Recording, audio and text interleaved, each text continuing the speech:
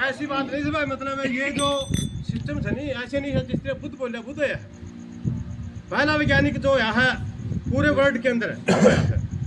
लेकिन बुद्ध को खो दिया, किंती खो दिया, तो जिनके धंधे नष्ट हो गए। धंधे नष्ट किसके हुए? पंडित पुरोहितों के। पंडित पुरोहित धंधा कैसे बा, दो मराओ, पूजा कराओ, सिस्टम कराओ, मतलब 6 माई करवाओ और फेरे करवाओ, सिस्टम कराओ, सरू जम्मा से नहीं बच्चा। छठी का दिन तक लेके ना मरे पाछा भी पंडा को छोड़ दे, नुबला आज करा के कर लांगे उसकी।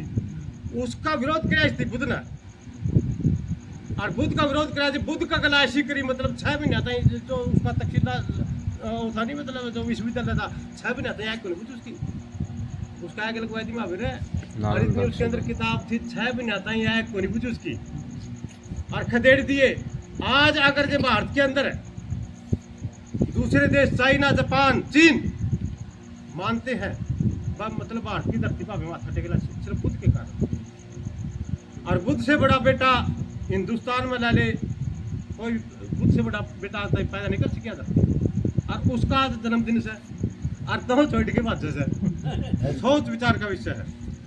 और जिस टाइम पर बुद्ध पैदा होया, रिवाज के अनुसार 6 विद्वान बनाए गए थे, आधा पे पंडित कह जाना, लेकिन विद्वान हुआ करते, पतरा खुला करते नहीं, बोला ब्याह करना से पतरा खुलाना पंडित पे।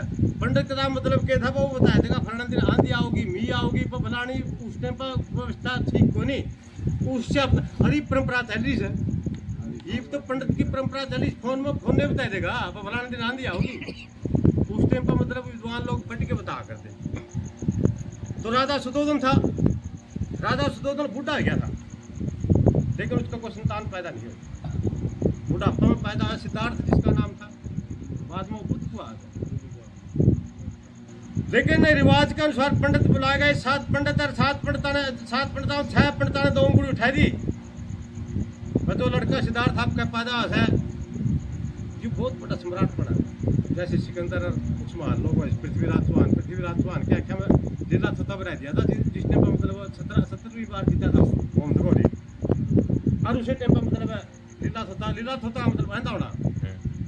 और उसका एक वो था कि वही बात नहीं सारा न्यू बिला शब्द वेदी बाढ़ जिसके पास में शब्द वेदी का मतलब के शब्द को ऊपर छोड़ना, जो राजा दशरथ था वो कर दिया। हाँ, आवाज को ऊपर जाना।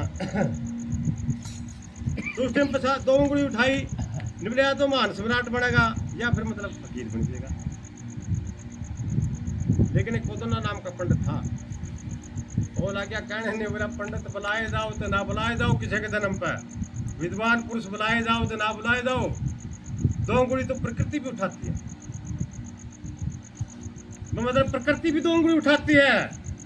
या तो संसार के समाना में भेजेगा, या तो सपना जान के इस मतलब इस संसार में भेजेगा, या फिर सपना न जानने के लिए जागृत होगा।